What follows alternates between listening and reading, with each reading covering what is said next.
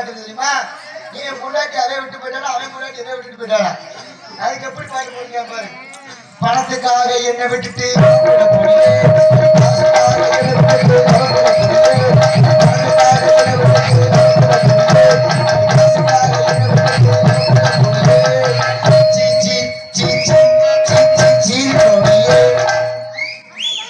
இது ஒரு பாட்டா? இன்னொரு பாட்டு தாத்தாவுக்கு பேரனுக்கு.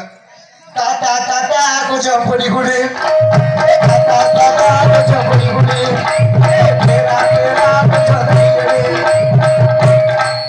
இடியாப்போ.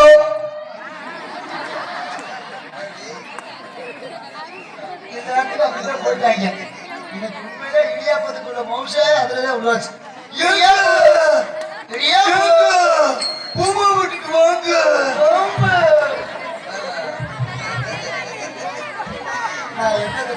காத்து மேல காத்தடிக்குது, காத்து ரொம்ப நாத்தடிக்குது, திரும்பி பார்த்தாரு.